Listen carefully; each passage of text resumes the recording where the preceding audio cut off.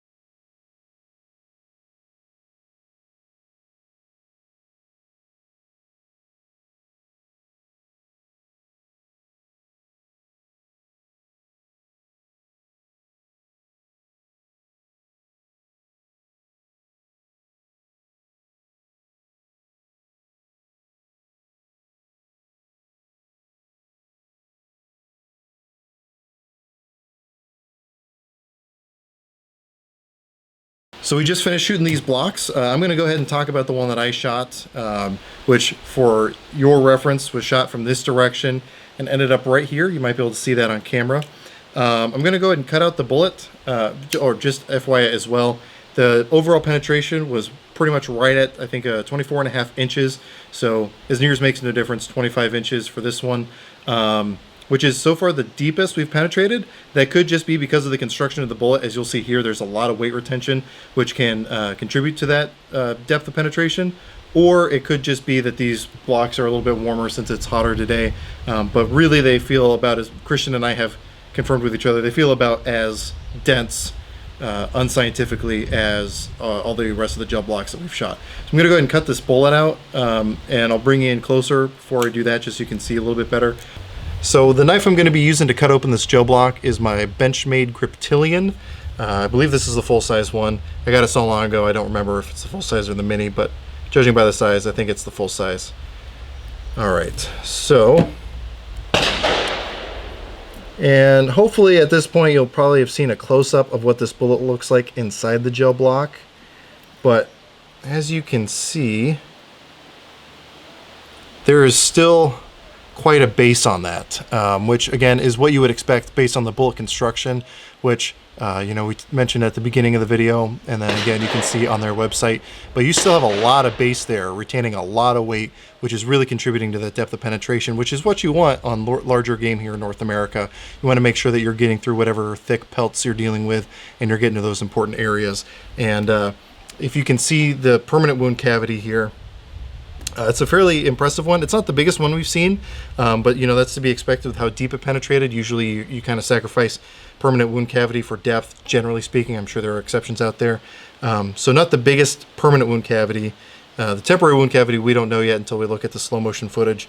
But the penetration depth was really impressive if that's what you're going for. And as far as expansion, I got my calipers here to measure how much expansion we have here. So zero that out. Obviously we're starting with a 30 caliber bullet, and I'll just measure this flat face here. We're looking at 0.496 inches, so almost a ½ inch. And if you include that giant little bit sticking out, you're looking at right around 3/4 of an inch. So definitely some pretty impressive expansion. You know, this is going to do you a lot better than a full metal jacket. And again, because you got that nice heavy base there, still pushing this thing through, you know, it's got some really impressive penetration. Let me go ahead and cut open this permanent wound cavity, and then we'll go over to Christian's shot. You can see bits of that green polymer tip, you know, all throughout that area. But again, if you can see that, there's little bits of metal and shrapnel in there. And, you know, again, even though it's not the largest permanent wound cavity we've seen, it's definitely not going to be a good time for whatever this thing hits. So, all right, so that's mine. I'll cut over to Christian, and he will explain his shot. My shot started here and ended way over here. About, I think mine was 24.5 inches, give or take, with a little bit of a dip. So it kind of ended up on the bottom, right down in there. Again, really good penetration on this. The wound channel with the permanent wound cavity is about the same as Ryan's shot. You can see the little flecks of green in the front having done its job to get it through this first part. That tip just blew apart, and now everything else is all in through here. I'll cut the bullet out, we'll get a look at that.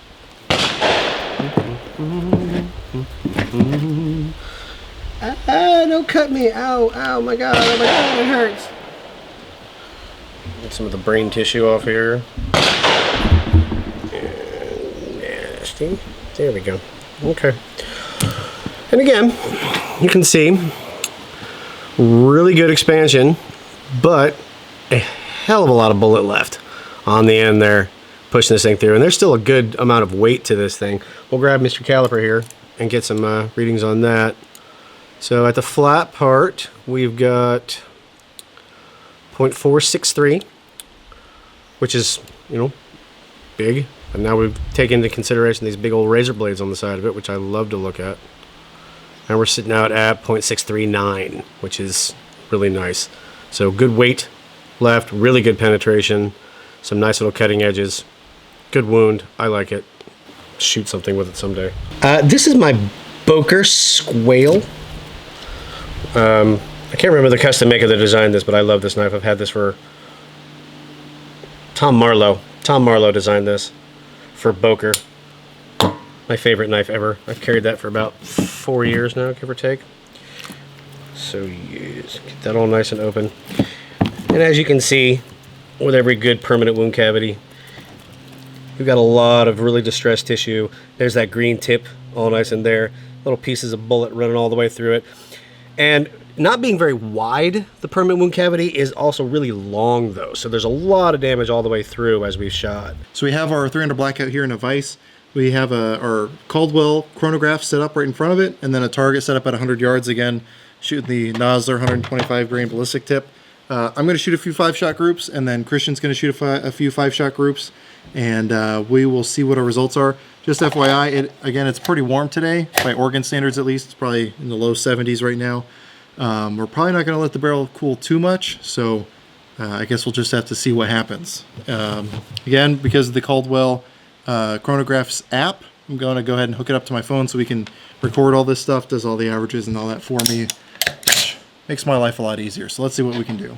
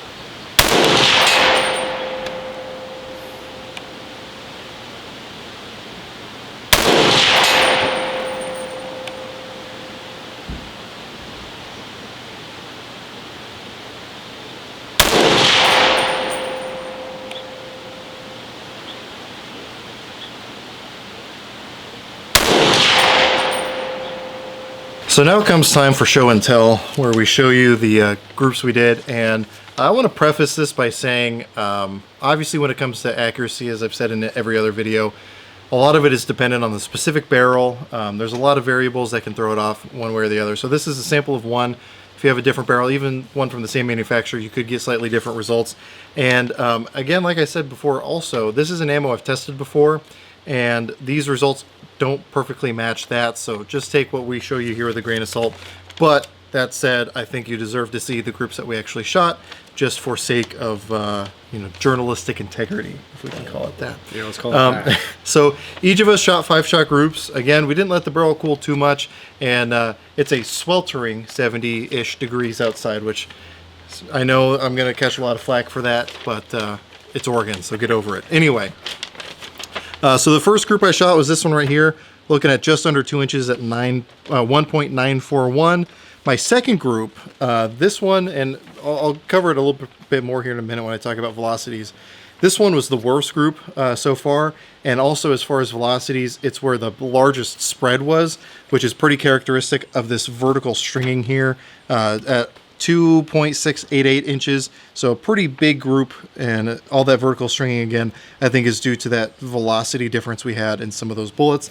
And then the final group I shot down here was my best one at 1.341 inches. So not terrible. That's probably about what I got the last time I shot it, and that's kind of what I was expecting. But nonetheless, these are the results I got. So Christian, why don't you tell us what your experience was? Yeah, my experience is basically kind of the same. I had one group that was really good. My first grouping out of the gate, you can see the little thing right there. Nice little cluster. At 1.042, that was my first shot grouping, and it worked out really well. I used the same point of aim, point of impact for the rest of them, but as with the rest of it, we got kind of out there. So 1.95. There it is, right there. See, much bigger. And then over here we got pretty much exactly the same. Nice big old string. I didn't like it being all spread out like that. I shoot better than that. He shoots better than that. Yeah. But we're gonna call this one good, and these ones somebody else did.